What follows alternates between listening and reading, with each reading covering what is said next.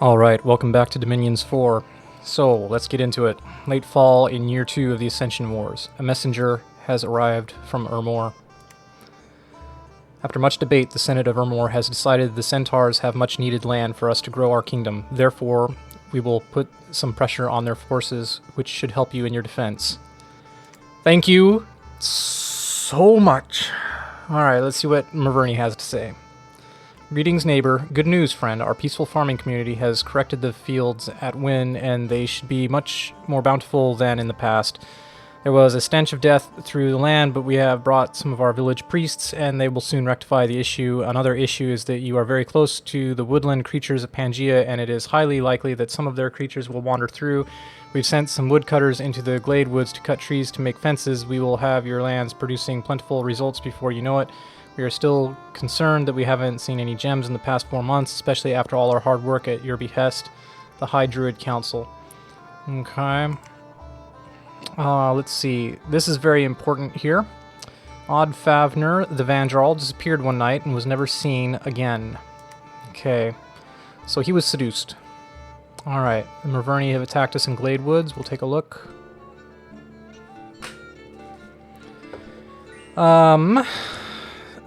So, I'll just say one thing real quick. You may be wondering why are these two squads split up, and what he's done is he's split up his elite squad, which have 2 experience, between his less elite squad, which has 1 experience or less. And his squads are gaining quite a bit of experience. I did earlier off camera do a check to see how the disease had gone, and either he has maybe a handful of units with disease right now, like 4 or 5 maybe. And the rest have either already died, or, I don't know, for an army this big, probably 4 units of disease maybe is about right. I still wish this jabroni would stop casting Phantasmal Warrior. It's utterly useless, but I can't make him do it. I can't tell him what to do. So yeah, anyway, there we go. More free experience for his troops. I'm still not sure exactly how experience works. I think it is proportional to how many battles he's in, but also how many units are killed, and also just as time goes by, your units gain experience. Okay. Now, there was a battle in the Rusty Badlands. Okay, so this is not surprising. He did converge his units. Now, over here we have Krug Smash, so we found him, who has Valor. Okay. Actually, what does it do again? Receives increased morale and leadership. All troops commanded by the hero will be less likely to break in combat. That's actually quite good for this unit. Arumba, we haven't seen Arumba before, and has a raw kite shield. That's interesting.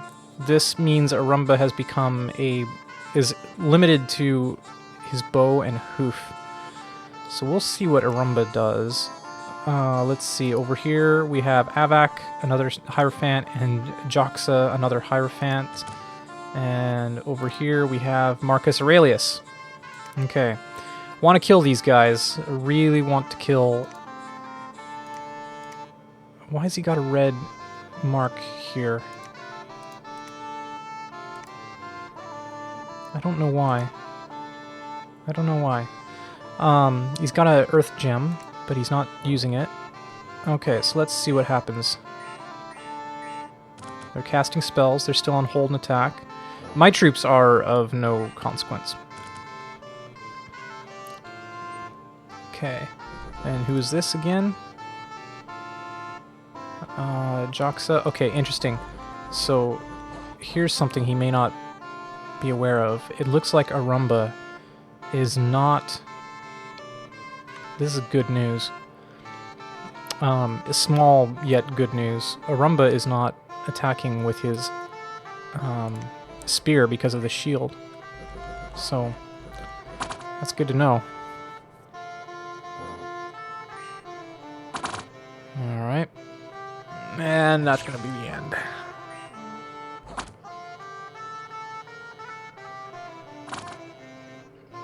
That's the problem, is these guys just exhaust themselves casting Phantasmal Warrior. It's terrible.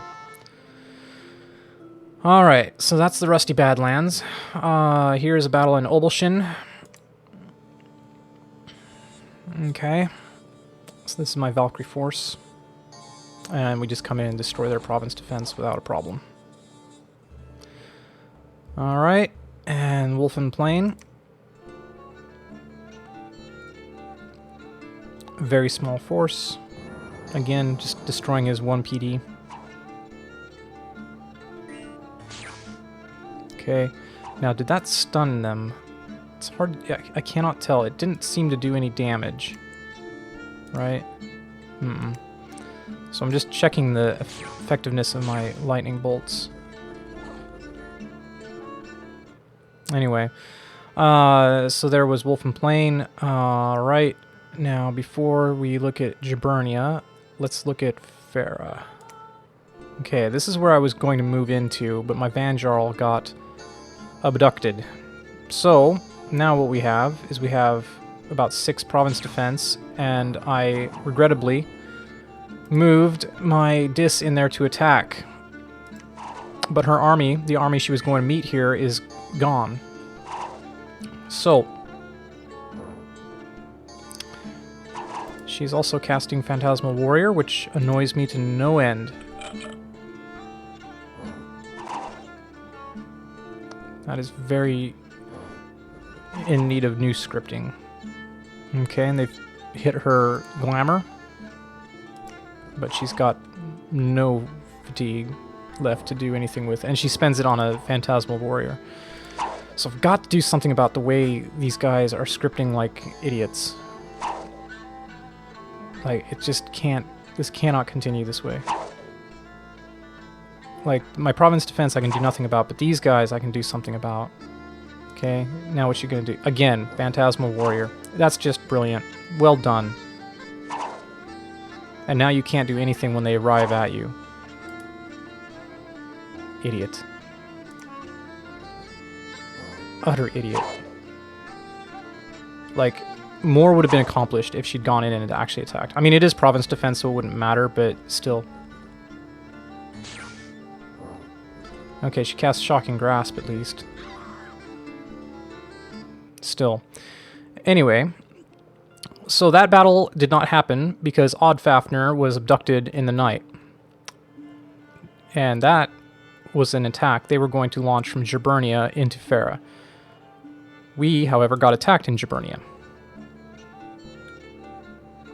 by another very small expeditionary force, which is promptly melting beneath us.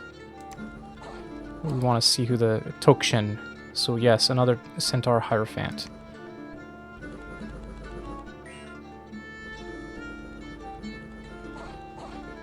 And we just went straight in there. These guys had no leaders, but they're still province defense, so they did just fine. And in Gibernia, we killed 10 white centaurs, Centaur Hierophant, and we lost nothing. Although some of those Valkyries might have taken afflictions. Alright, Epernia. And this is just a Harpy. I keep calling them Black Hots, but they're Harpies. Birdie Bot, okay. And then Jinport.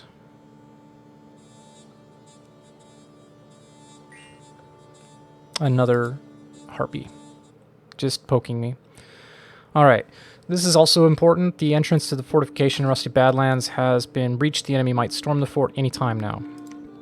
Alright, so as with last time, and you can give me feedback about whether you appreciate this kind of work or not, I spent my time off camera setting up my moves. Now, the reason this is significant, this is a minor thing, but the reason it's significant to know that this force broke my fortifications so easily is that you'll recall down here I was recruiting militia, and I've decided not to recruit militia this round, and I've decided also not to recruit a priest because I don't know that I'll be able to call God if this castle is under siege, and more importantly, when this army moves in here, I believe they will also break the siege immediately, and so I don't think recruiting, you know, however many militia is going to delay that by any number of turns. I could be wrong, but that's the assumption I'm going to go under, and I'm going to use that gold elsewhere to do other things. Over here, gun lag is going to continue to move up over here. Pangaea really has no idea how important it was to have seduced Odd Fafnir and how much that really, really hurt. So what I lost is I lost 205 for the dis plus 265. I lost a great deal of income from that, and you know, in hindsight, I really wish I just snuck in with the dis. She would have made no difference in the combat, and I would at least still have my dis commander here, and I need those dis commanders. In light of the fact that he seduced her with a dryad, because it's a dryad unit that he's using to seduce, we've seen those. I've changed, there's all our Valkyries there. I've changed my recruitment. I would like to get a Van Jarl for the Heir 2, but for now I'm going to get a dis, because the dis is female and will not be susceptible to seduction. Now, unfortunately, we need to look at how our dis are scripted, because they are just working, they are not working right now. Okay, so good. Grid, this dis, I have her set on 2 blessings, a mistform, and an attack, and the reason for that is because she's moving into this province, carrying with her that small number of Valkyries. This move is not going to change. Now, I'm glad that I did this last night and that I slept on it, because upon awakening in the morning, I'm going to completely undo what I've chosen to do, but I'll explain what I chose to do. What I chose to do was send Irun back into this province that I originally intended to attack. I was going to send her in there, my dis, to grab those Valkyries, and together they would be able to maneuver down here and take out Marverni. Okay, and settle this issue once and for all. I'm not going to do that, though. I was very worried, assuming... well, here's what my assumption of Dwarf Comics' move is going to be, seeing that now these armies are visible right here. Now, he has... Let's just go ahead and remind ourselves what he has here in the Rusty Badlands. He has 39 white centaurs. Okay. I believe that 40 white centaurs is going to be the equivalent of 80 of my Valkyrie. Okay. However, we did see here that his centaurs, they're fresh units, though, is the thing. His fresh centaurs, 10 of them did not do any damage to any of my Valkyries. In fact, let's see if any of these guys even got wounded. Okay, some of them did get wounded. Oh my goodness. Oh, well, she's diseased, so that doesn't count. She is also diseased, so that doesn't count. And she is also diseased. Okay, so my diseased units apparently... Okay, so not only did they not kill any of these guys that are just foobar, although these are also elite, aren't they? Yes, they are all elite. Basically all elite. Most of them are elite. Not only did he not hurt a single one of these, I destroyed all of his. So I would hope for that going at, again, if we assume we had 15 versus a strength of 15 versus his strength of 10. Oh. I may be underestimating the power of my Valkyries. So, here's the thing. What I think his most likely move is going to be is he may move back into the Cloudcap Spires with this force. He may decide that things are getting too hot and he wants to save his army. His reinforcements have not been able to make progress over here. This army needs reinforcements. This 40 white centaurs needs reinforcements.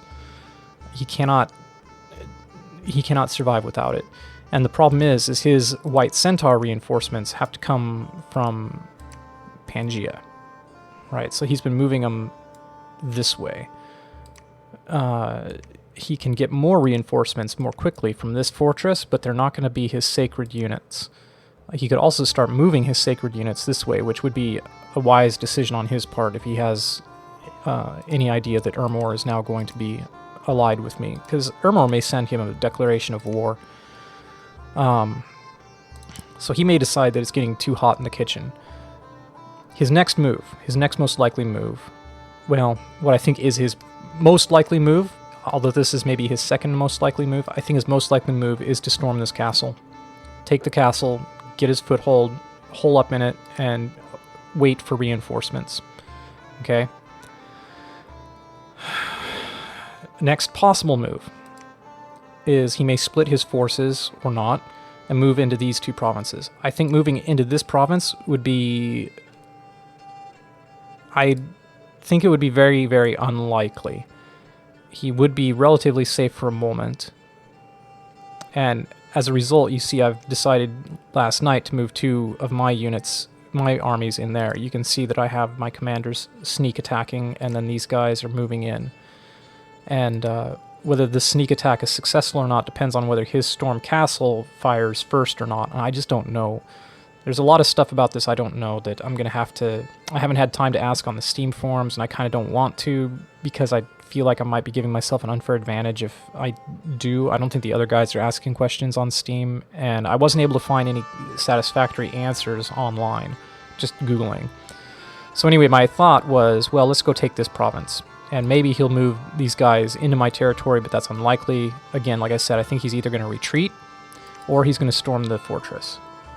So I was like, well, okay, then I'm going to go and take more of his land and get these guys set up. And again, like I said, with my Valkyries over here, I'll be able to take care of Maverny, especially since they'll lose something coming into this province. I can't imagine they can defeat 20 province defense without some losses.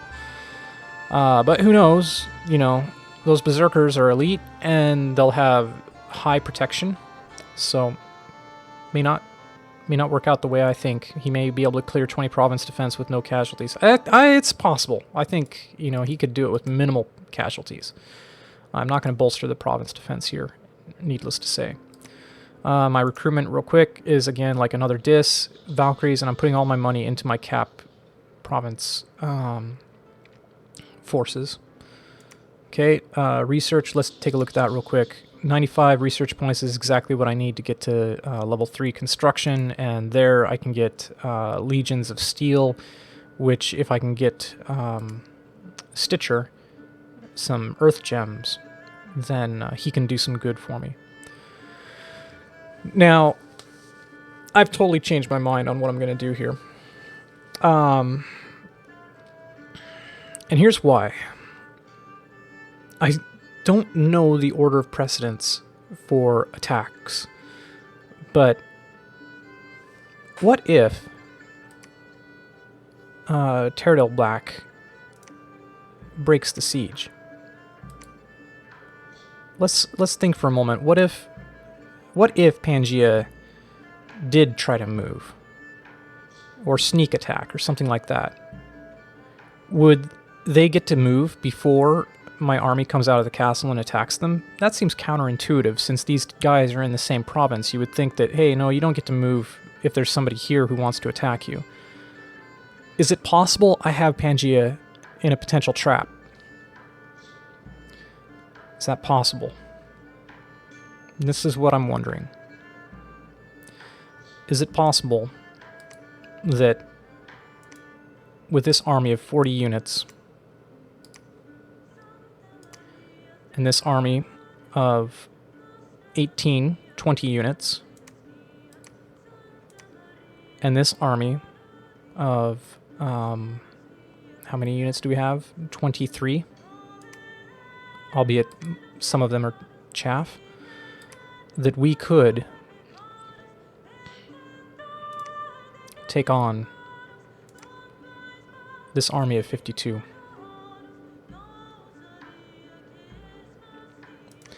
We have them outnumbered.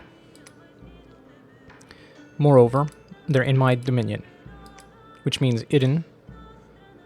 How many? We get +8 out of 3 candles. Let's assume that's going to be double for 6. Okay, so Iden is going to be a very good thug. Strength 17. Again, let's assume that her strength is going to be 20. Okay, so this is a very powerful unit, more powerful than any of their commanders. Is it possible? I've got Pangea that I've inadvertently caught Pangea with their pants down. That regardless of what Pangea wants to do, even if Pangea wants to sneak away to here, that I have them trapped. And despite the fact that though my army is only slightly bigger than theirs, this is a chance for me to destroy this army once and for all. If that's the case, it means I'm going to be forfeiting this to Merverni. I'm going to be forfeiting this territory to Merverni. But I will end Pangea once and for all. At least I will be ending their... I will be taking the initiative away from them, and between me and Ermor, they're going to be on the defensive. That's what I think. I could be wrong. I could get utterly screwed again by something unforeseen or unexpected, like the seduction attempt that took place here. And by the way, I think that seduction was very fortuitous. I believe that the Dryad unit that seduced, although it could have been maybe one of the... I don't know if his sacred Dryads are better at it. I'm not sure. Well, I mean, all the Dryads are sacred, but I believe what happened was that it was a morale 9 check. And if we look...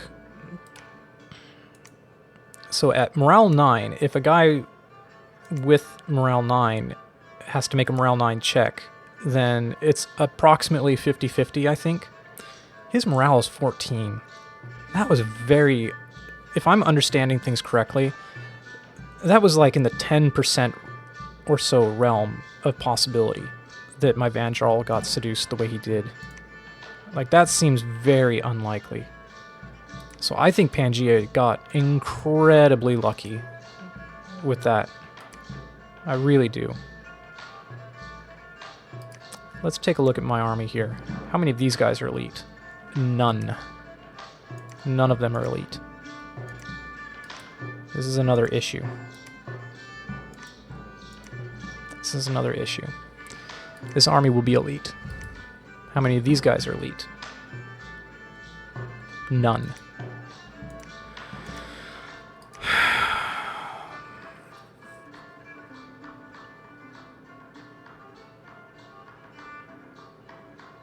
It's a very difficult decision. We're going to go for it.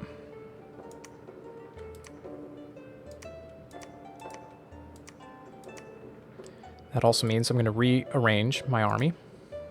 I gave these non-stealthy units to my Furbolg champion. Instead, we're going to put them under... Right? You guys get the most... Yeah. Get the most working under Gordon Overkill. Gordon...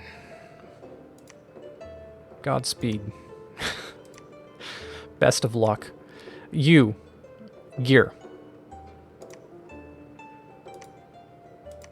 I am going to have to script you as well. You must not. You must not.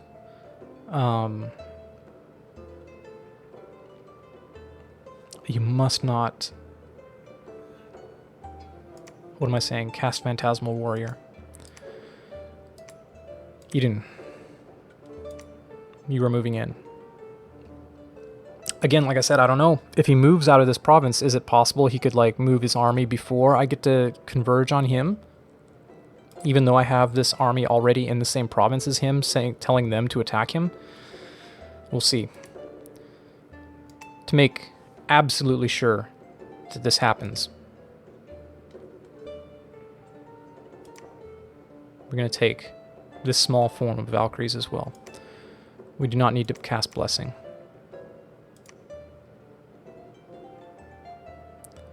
Hold or cast a spell. You'll probably cast Phantasmal Warrior, which would be idiotic. You have 2 air gems.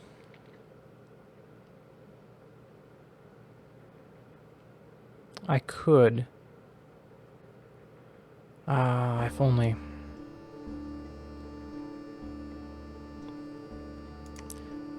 I'm gonna give you some death gems. So you can cast some Hand of Death.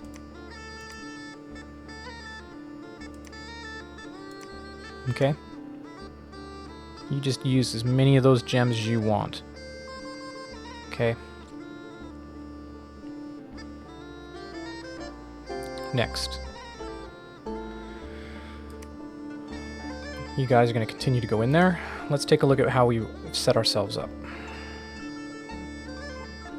Now, I put these guys...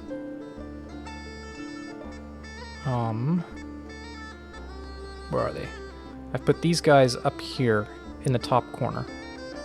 Okay. We'll see how it goes. These guys are on Discipline Chaff. They're going to be right in the front. Valkyries. I'm going to have you hold an attack.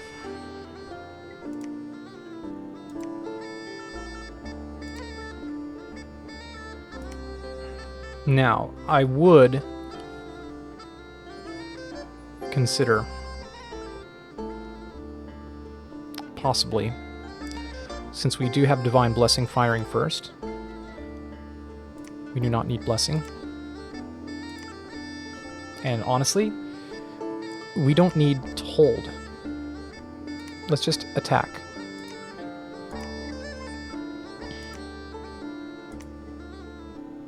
The reason for that is it will get us to their spellcasters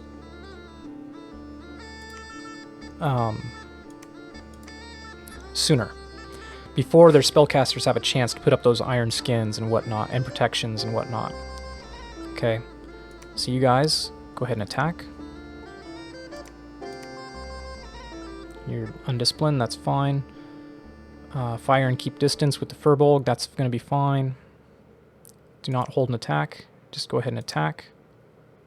And again, rearmost enemies, just to try to put as much different distance between you and the front. So yeah, we're going in hot. Let's talk about Maverni for a moment. Maverni's army is large, but it is so far into my territory that he has to be bringing up reinforcements. He has to be spending his money on reinforcements. So, yeah. We don't see them yet, but I want to destroy this army before he gets them reinforced. I just may not have a chance. I just may not have a chance. But that is also why if he moves up here, and my forces over here start going into his territory and claiming it from the south, well, he's going to have to decide whether he wants to stay here and annoy me, or if he wants to face me in the south. Here, I've bumped my province defense just a bit to 15. Want to keep, obviously, a commander here, and keep my units. I don't know how much more. He's going to have to bring in more than what he's been bringing to break the defense here. I could consider going up to 20 just to get the second commander, just in case I need it. I don't know. I'm just going to have to let this one do its best. There's nobody left in here for him to seduce, so I don't know what he was thinking. Was he thinking that... I am concerned about how quickly you guys might get engaged. Because those centaurs are going to move a boatload. And if they converge on these guys, that'll be fine. This is it. I hope that's the right decision. You tell me. Were my initial instincts correct, or is my move this time correct? I don't know. It's just that combined with that bless, these guys are so powerful. Defense 18.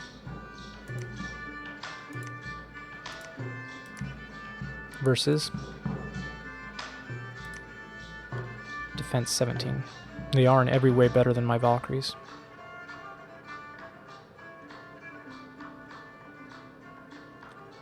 They'll have more action points. They'll have 2 attacks per turn.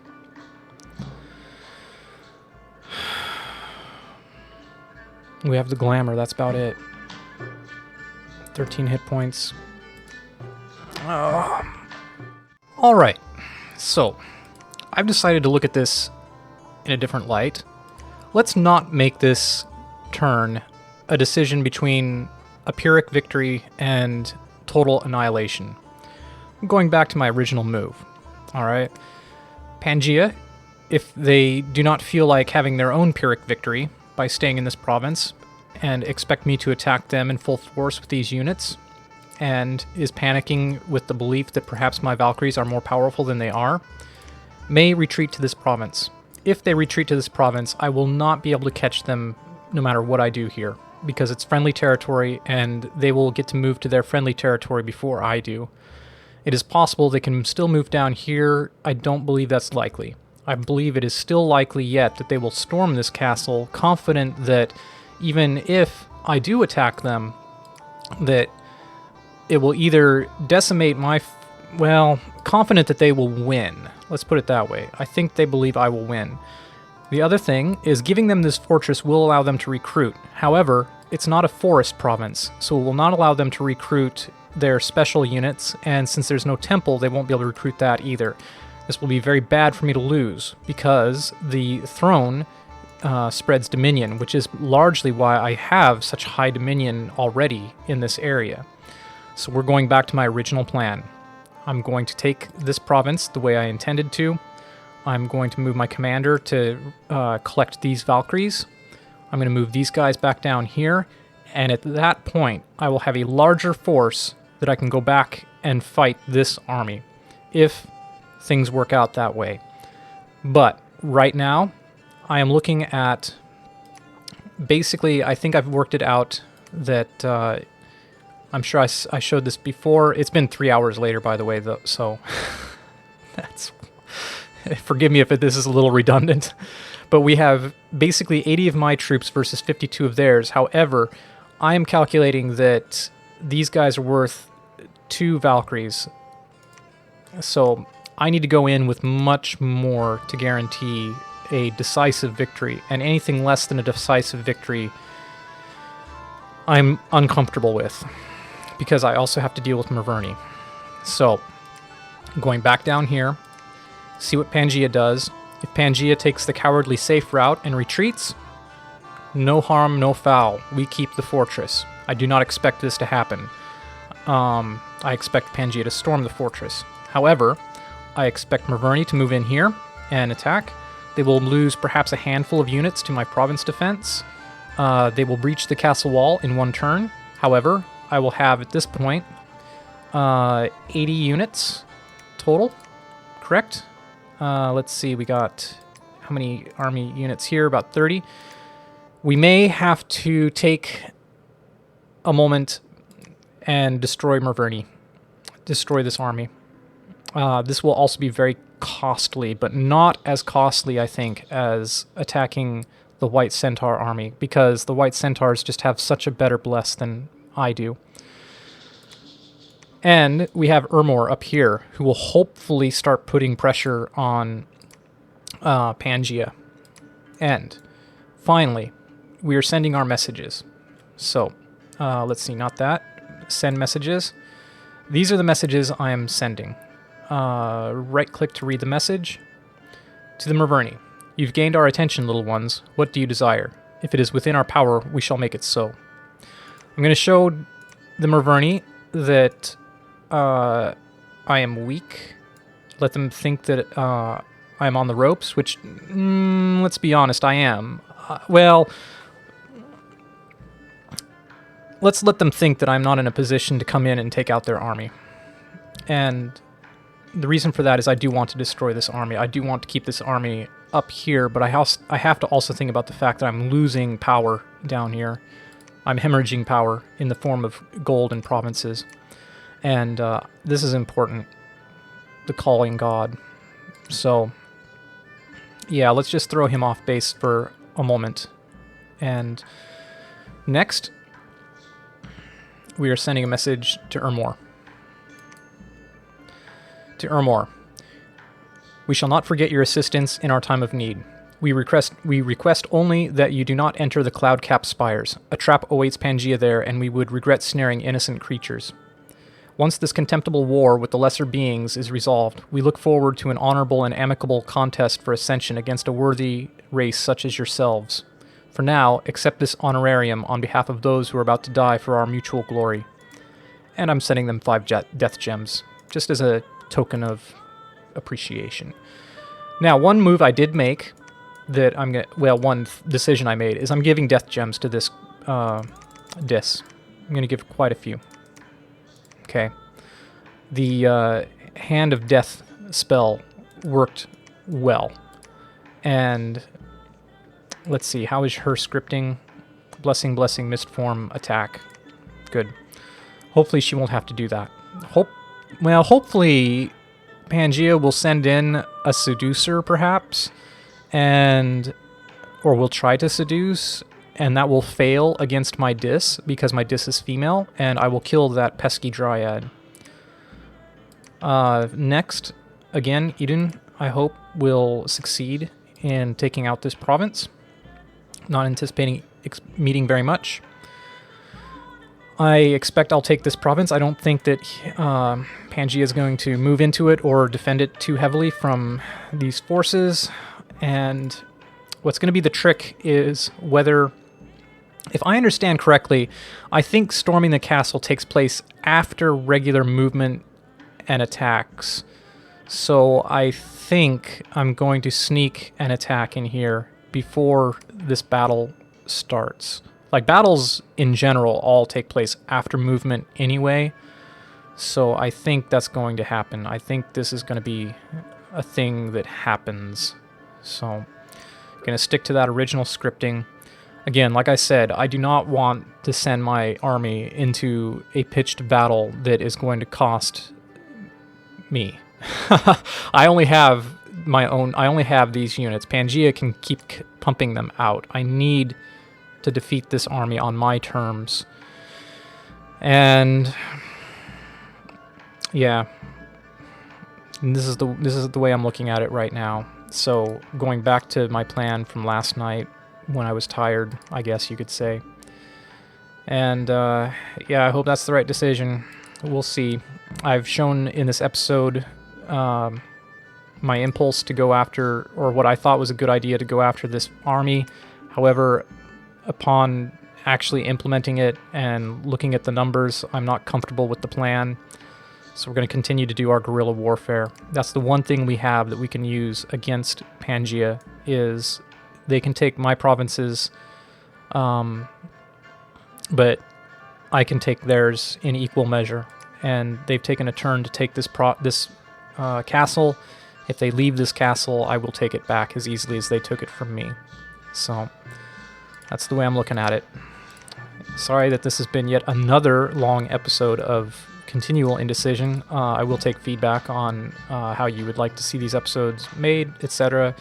Just understand it takes me a while to implement feedback. One final thing, I had a request to rename a commander, so Master Mac Marcy, congratulations. You are a Van Jarl, and hopefully your real-life prowess for avoiding projectile weapons and spear attacks will translate into the game as well. Alright, that's going to be it. Thanks for watching. Oh, we've covered everything, right? I hope so. Talk to you later. Bye-bye. One minor coda that I need to mention. Pangaea does not know that these units are here, unfortunately. That means they are almost assuredly guaranteed to attack this fortress. That's exactly what they're going to do. They cannot see these units because it's in my dominion and they have glamour. So that's one mistaken assumption I made while planning out this move. So I think we have 100% guarantee that they're taking this fortress, and then that means I can move in and take theirs. So, it does mean, should I take this province as well? I would like to. I was thinking about doing it, but I don't have a scouting report.